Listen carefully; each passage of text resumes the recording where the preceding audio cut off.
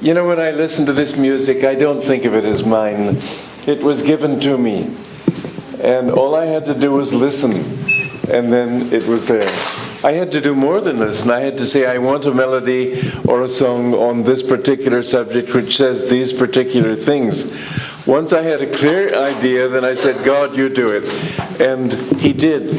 So many people think that if you give up the consciousness of ego, then how can you do anything?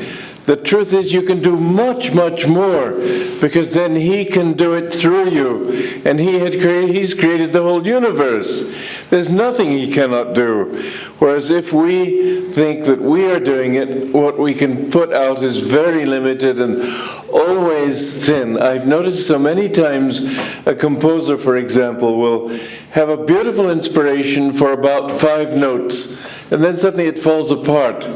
And the reason his piece of music is considered beautiful is because of those 5 notes.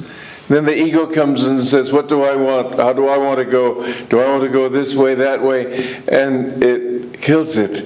Well, today we are at the new year. And it's a wonderful opportunity to decide what we want to do with our lives from now on. There is a saying, today is the first day of the rest of your life. And we don't often think that way, but that's why we're given a chance with every new incarnation to just rethink it and think, what did we do wrong? How can we improve? The thought with which you die is what will determine your next life. Your last thought is your final exam for this life. It will be the sum total of how you have lived. But usually people die thinking, oh, if only I had had this, or if only I had that. And let's face it, nothing ever gives you what you want. Nothing. It's really very intriguing when you think that this whole show of Maya is based on Dvaita, duality. And for every upward wave of success, there has to be a downward wave of suffering and sorrow and failure. There has to be joy and sorrow balanced. And the sum total of all of our striving for who knows how many millions of incarnations has to be 0. It's sort of a frightening thought that we work so hard for nothing. And yet that really is what it's all about. And so it's very good for us to think not only, well, next lifetime I'll do better. We can start today. And this is why New Year's resolutions are a good thing.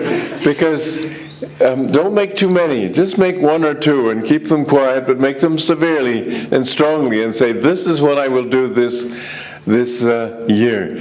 Many times, if you want to overcome some habit, some failing in yourself, something you want to become better at, whatever it is, don't don't think about the whole year even. Think about today, for 1 hour I'm going to do it.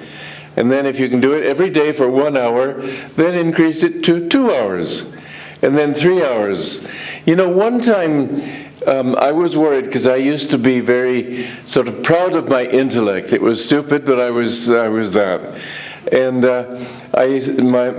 my guru tried to get me to to get over that, and I wanted to, but it's not easy to overcome these habits. And so I said, sir, it's so difficult. I want to do it. He said, habits can be overcome in a day.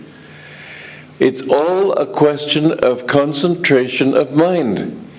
And I found this was true, that when I really concentrated a different way, it was altogether different. Those habits are not you. The war of Kurukshetra between the Kauravas and the Pandavas is within every human being. We are all a huge nation of qualities. And some of those qualities fight against our own happiness. They are the Kauravas. Some of those qualities fight for our enlightenment. They are the Pandavas. And we must see at the end of every day, have the Pandavas won or have the Kauravas got a victory? And every day we should think back, what have I done? And any mistake that you make, just sort of build yourself a bonfire, like a Havan Kund, and throw all your mistakes and all your bad qualities and attachments into that. If you can do that every day, you'll find before very long you feel very free.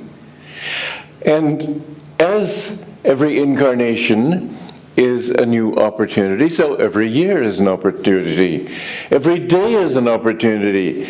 Every breath is an opportunity. In fact, if you want to overcome a bad quality or bad habit or attitude in your own mind, one good way to do it is inhale and make a strong affirmation here at the point between the eyebrows, then exhale and feel with that exhalation that you are getting rid of all the bad qualities, the bad habit.